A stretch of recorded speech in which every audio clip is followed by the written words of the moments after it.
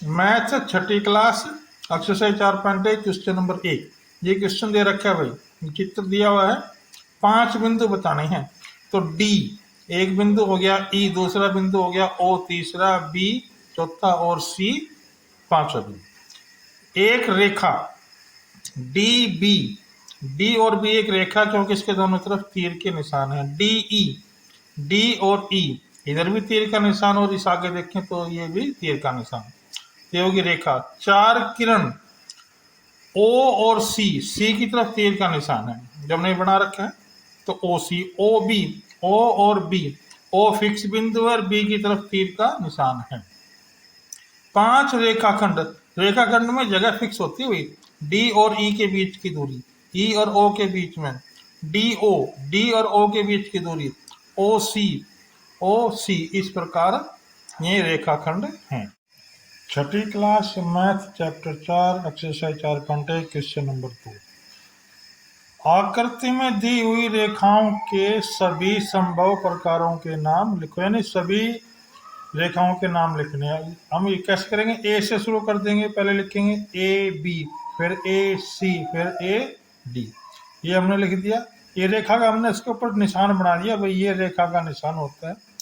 अब ए वाली बारी हो गया, बी सी, फिर बी डी, फिर सी डी। अब हम डी से शुरू करेंगे, डी ए, फिर डी बी, फिर डी सी, फिर सी ए, फिर सी बी और फिर बी ए। इस प्रकार हमने सभी रेखाओं के नाम लिख दिए हैं। क्वेश्चन पूरा होगा। छठी class math exercise 4.1 question number 3।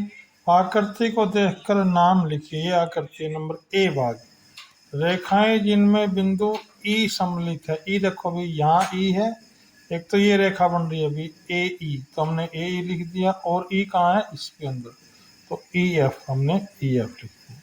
बिंदु ए से होकर जाने वाली रेखाएं, ए बिंदु ये है, तो एक तो ये वाली रेखा जा रही है ए ई, और एक हो सकती है डी ई, ये भी ए के अंदर से जा रही है। वह रेखा जिस पर ओ स्थित है, ओ कहाँ है, इस पर स्थित है भाई, तो ये क्या नाम है, सी ओ या ओ सी बोल सकते हैं। प्रतिच्छेदी रेखाओं के दो युग्म, दो जैसे ये आपस में प्रतिच्छेद कर रही है, एक तो ये युग्म हो गया, एक ये वाला ये हो गया, ये युग्म, इसका नाम ये है, और दो पहले वाले का ये था। छठी class math exercise 4.1 question number 4। एक बिंदु से कितनी रेखा खींची जा सकती है। ये है भाई, एक बिंदु से अनेक रेखा खींची जा सकती है। जैसे ये बिंदु है, इसकी ऐसी खींच दी, फिर ये वाली खींच दी, और फिर ये वाली खींच दी। दूसरा है, दो बिंदुओं से कितनी रेखा खींच सकते हैं भाई, तो केवल एक रेखा खींची जा सकती है। देखिए ये ए और बी दो बिंदु हैं, इनमें से हमने एक लाइन खींचनी है, तो केवल एक ही खींच सकते हैं, एक से अधिक लाइन नहीं खींची जा सकती। कक्षा छठी मैथ एक्सरसाइज 4.1 क्वेश्चन नंबर 5। प्रत्येक के लिए एक रफ आकृति बनाइए। बिंदु P रेखा ए बी पर स्थित है। एक ही रेखा खींच ली, ए और बी, इस पर बिंदु P हो गया, ये वाला बिंदु P स्थित है। रेखाएं एक्स वाई और P क्यू बिंदु M पर प्रतिच्छेद करती हैं। ये रेखा एक्स वाई आ गई और ये रेखा P क्यू होगी, ये बिंदु M इस पर प्रतिच्छेद करता है। रेखा L पर ई एफ स्थित है परंतु D स्थित नहीं है, तो एक लाइन खींच ली L, इस पे E बिंदु हो गया और ये बिंदु F हो गया, ये D बिंदु इस रेखा से बाहर ले लेंगे भी। OP और OQ बिंदु O पर मिलती हैं, तो अब ये OP है और ये OQ है, ये बिंदु O पर मिलती है। इस प्रकार ये क्वेश्चन पूरा हुआ। कक्षा 6 गणित 4.2 क्वेश्चन नंबर 1 और 2। दी हुई वक्रों को खुली या बंद वक्र के रूप में लिखिए। भाई खुला वक्र और बंद वक्र की पहचान ढूंढनी हमने। जिस वक्र में दो बिंदु दिखते हो, एक ये बिंदु और एक ये बिंदु, वो है खुला वक्र। इसमें कोई बिंदु नहीं दिख रहा, कहाँ शुरू है कहाँ खत्म है, तो वो कौन सा हो जाएगा, बंद वक्र। इसमें दो बिंदु दिख रहे हैं, ये और ये, तो ये खुला वक्र। इसमें कोई बिंदु नहीं दिख रहा, तो ये बंद वक्र। इसमें भी 2 बिंदु नहीं दिख रहे ना भाई, तो ये भी बंद वक्र। क्वेश्चन नंबर 2 में क्या बताना है कि हमने आकृति बनानी है, तो खुले वक्र के लिए ये आकृति बना देंगे, बंद वक्र के लिए ये बना देंगे, चाहे ये बना दे चाहे ये बना दे, खुले वक्र के लिए ये भी बना सकते हैं। इस प्रकार पहला और दूसरा क्वेश्चन पूरा हुआ। लाइक करें, सब्सक्राइब करें। कक्षा 6 गणित 4.2 क्वेश्चन नंबर 3, कोई बहुभुज खींचिए और अभ्यंतर को छायांकित कीजिए। बहुभुज होते हैं जिसकी 3 या 3 से अधिक भुजाएं वो कहलाती है बहुभुज। तो A B C D E इसकी 5 भुजाएं हैं, तो ये बहुभुज कहलाएगा। अभ्यंतर का मतलब इसके अंदर की तरफ, अभ्यंतर अंदर अंदर की तरफ रंग भरना है तो हमने ये रंग भर दिया है, और ये बाहर की तरफ है। कक्षा 6 4.2 चौथा और पांचवा क्वेश्चन। चौथा क्वेश्चन है, ये वह चित्र दे रखा है, बताना है कि ये वक्र है या नहीं है। तो भाई ये एक वक्र है। क्या ये बंद वक्र है? भाई इसका 2 बिंदु नहीं दिख रहे कहीं भी हमें, इसका एक ही बिंदु है। सारे में कहीं से चले जाओ, जहां पे एंड होता है वहीं शुरू हो जाता है, तो इसलिए बंद वक्र है। अब है एक बंद वक्र जो बहुभुज नहीं है, इसकी चित्र बनाना है भाई।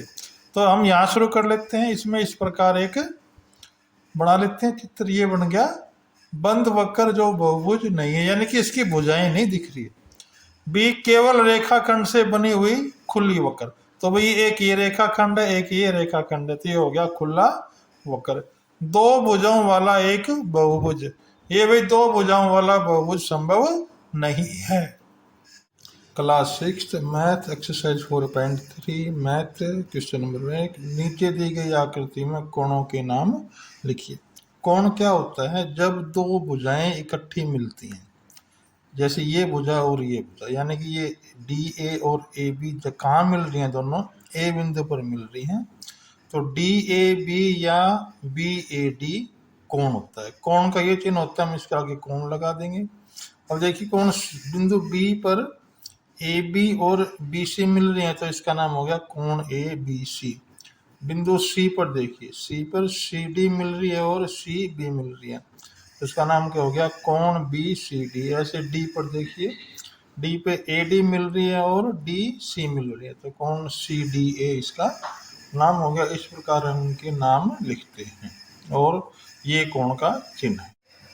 Class 6 exercise 4.3 math question number 2, वे बिंदु लिखिए जो डी ओ ई के अभ्यंतर में स्थित बिंदु। बिंदु ए, देखो बिंदु ए यहाँ है और ये बिंदु ये बना है कौन? डी ओ ई, इसके बीच में ये है, तो ये अभ्यंतर कहलाता है। कोण ई ओ एफ के बहिर्भाग में स्थित बिंदु, यानी इसके ये वाला कोण है ना, इसके कोण है ई ओ एफ, इसके अंदर नहीं बाहर, तो बाहर बिंदु सी है, बिंदु ए है, बिंदु डी है। ऐसे ही ये हमने लिख दिए। कोण ई ओ एफ पर स्थित बिंदु, यानी कोण ई ओ एफ पर स्थित बिंदु, ये बिंदु स्थित है भाई ई बी ओ एफ, ये हमने लिख दिया। ये क्वेश्चन पूरा हुआ। 6 मैथ एक्सरसाइज 4.3 क्वेश्चन नंबर 3, 2 कोणों की रफ आकृति खींचिए जिसमें एक बिंदु उभयनिष्ठ, यानी एक ये कोण है ए ओ बी, दूसरा कोण है सी ओ डी, इसमें एक बिंदु उभयनिष्ठ यानी एक बिंदु कॉमन, तो ये ओ बिंदु कॉमन हो गया। 2 बिंदु उभयनिष्ठ हो, यानी 2 कोण है, एक ये कोण हो गया और एक ये कोण हो गया, इसमें ये और ये 2 बिंदु उभयनिष्ठ हो गए। 3 बिंदु हो तो 1 2 3, ये 3 बिंदु उभयनिष्ठ हो गए। 4 बिंदु हो तो ये हो गया 1 2 3 4। अब किरण में सीधी एक लाइन होती है, तो एक ये कोण हो गया और एक ये कोण हो गया, इसमें ओ ए किरण होगी। इस प्रकार ये क्वेश्चन पूरा।